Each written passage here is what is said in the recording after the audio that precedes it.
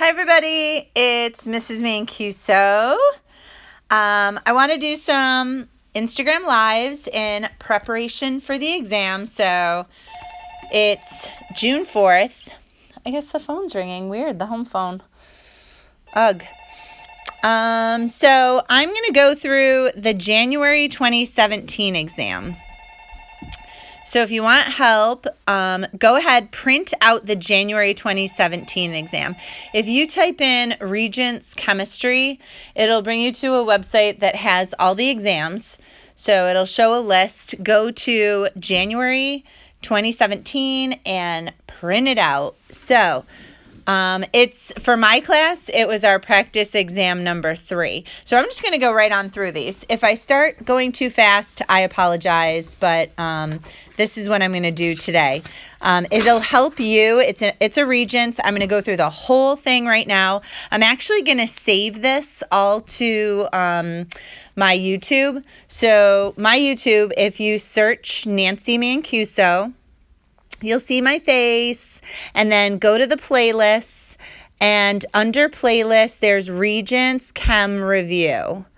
And so if you go on there, I'm actually going to save all of my videos, all of my reviews that I do. So I want to go through a bunch of Regents exams. I also have a lot of other things on this Regents Chem Review. You can go in and you can watch all sorts of things that might help you study for the exam. And you can watch them by concept. The concept ones are really short.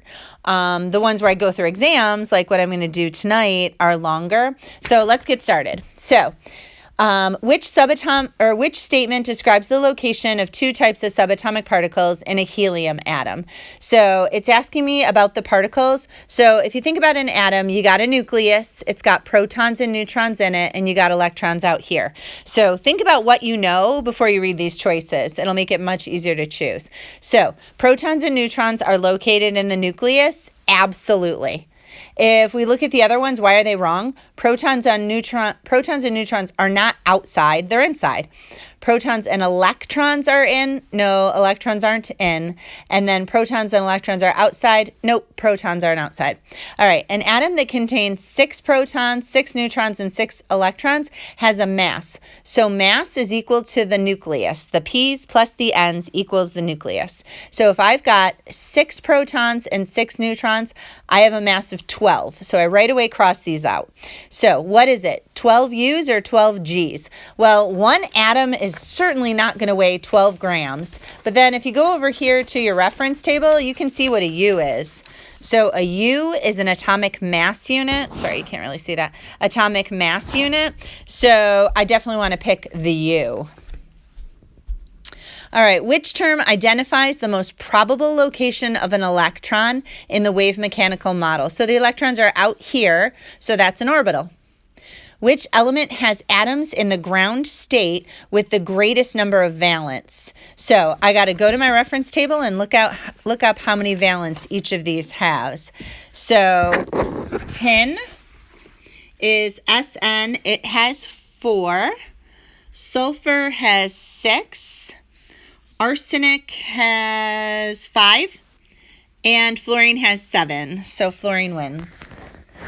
All right, which group on the periodic table has 2 elements that are gases? All right, I know everybody is a gas in group 18. These are my noble gases. So if I go just 1 over, these first 2 are gases. And I know as I move this way, they're all solids because these are all metals. So 2 of them, I just want to go right here. Right away, you can cross off group 1 and group 2 because they're metals. All right, which list of elements contains a metal, a metalloid, and a nonmetal? That means I want 1 on the left, 1 on the right, and 1 on the stairs. All right, so first choice, I've got AG. AG is definitely a metal.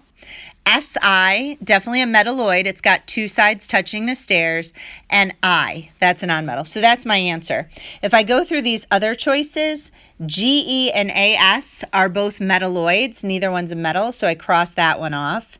This one, K and Cu, potassium and copper, those are both metals. SCl and AR, that's 3 nonmetals, so that's not going to work. All right, what is the charge of the nucleus of a copper atom? So the tricky thing about this question is they only want the nucleus. I've got protons and neutrons in the nucleus. Neutrons don't have a charge, so all this is asking me is how many protons are there. So I go to copper. Copper is element 29. Protons are positive, so plus 29 would be my answer. All right, next one. At STP, oxygen O2 and O3 have different properties because O3 has. So they're both oxygen, but the thing is they have different structures, and different structures lead to different properties. So that's my answer. A compound is a substance composed of two or more elements that are. So if I have a compound, think of something like H2O. They're not physically mixed. It's not a mixture. But what is it? So it is chemically combined, and it's not variable because that would be that doesn't work either. So it's got to be a fixed proportion. Like, for example, H2O. It's always H2O. It's not H3O. It's not HO2. It's not H4O. It's always in the same proportion. All right, which element has the highest boiling point at standard pressure? So I've got to look up the boiling point of each one of these. So I grab my reference table. Table S, after the periodic table, I'm going to look up each one and I'm going to write it down. So magnesium has a boiling point of 1363. Sodium is less. It's 1156, so I cross it right off. RB, 961. That's less, so I cross it off. SR, 1655. That's higher, so that's my answer choice. How many pairs of electrons are shared between nitrogen atoms in a molecule of N2? So we're going to have to draw this out. You might remember that N2 has a triple bond, but just in case you don't remember it, I want to go through how you figure out how many bonds there are. So I call it looping the lonelies. So if I have a nitrogen and a nitrogen, nitrogen has 5 valence electrons, so I put on the 5 dots. And there's another nitrogen, so there's its 5 dots. And then connect them. 1, 2, 3 connections tells me that there would be a triple bond between them. So the question is, how many pairs of electrons? If I have a triple bond, I have 1, 2, 3 pairs of electrons being shared. 6 total electrons, but the question asks me how many pairs. All right, a molecule must be nonpolar if. So it's not asking me about the bond, it's asking me about the molecule. And if it's nonpolar, that means there's no pulling. So if there's no pulling, I am looking for symmetrical and even. So there it is, has a symmetrical charge distribution. All right, moving on. Which property is used to determine the degree of polarity? So if I wanted to tell if there was a pull or not, I just look up their electronegativity. And the difference in electronegativity, if it's 0.5 or higher, it's polar. In a chemical reaction, a catalyst provides an alternate reaction pathway that. All right, so a catalyst lowers the activation energy. So there it is.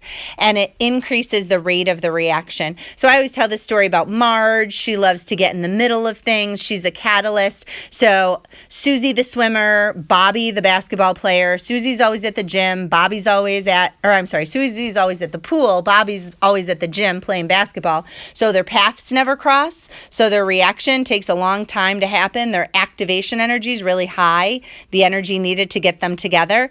But instead, if I add a catalyst, I'm going to provide a new pathway. I'm going to say, Susie, my locker, Friday, 8 a.m. Bobby, my locker, Friday, 8 a.m.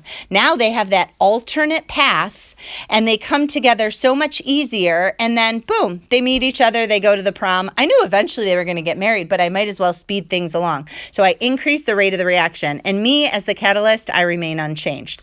If you had to draw, I'm just going to do a little bit more on this one, sorry, because I feel like it comes up a lot. So if this is my reaction, first of all, that's an endothermic reaction because the reactants have less energy than the product, so a lot of energy has gone in.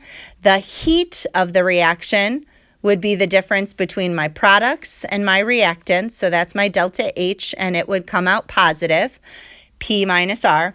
And then this is my activation energy. Now, if I add a catalyst, I just got to grab another color pen. If I added a catalyst, I would draw a dotted line, start at the same place, go up, but not as high. So now my activation energy is this much. So my activation energy has decreased. All right, next one. Which substance can be decomposed by chemical means? So if I can decompose it chemically, it can't be an element. Cobalt's an element. Krypton is an element. Zirconium is an element. There's my choice. All right. Which sample of matter represents a mixture? So a mixture, let's see. Oh, aqueous. There we go. It immediately tells you it's mixed with water. Sometimes they give you solutions where they give you the formulas, and pick the one that has the AQ after it. All right, differences in which property allow the separation of a sample of sand and seawater by filtering. So if you filter it, picture you got a flask here, and you got some a funnel, and you have filter paper. So what separates sand and seawater? The sand particles are big, and they get caught in the filter paper. So that's all about particle size. All right, which process is a chemical change? If I have a chemical change, I got to change the properties of the substance. I got to change what it is. So evaporating is just changing it physically. Sublime is to go from a solid to a gas, so that's just physical. Melting is just physical, solid to a liquid. So rusting, that's a chemical change. All right, which term represents an intermolecular force in a sample of water? So here's my H2O. The O is a little bit negative, the H's are a little bit positive. Another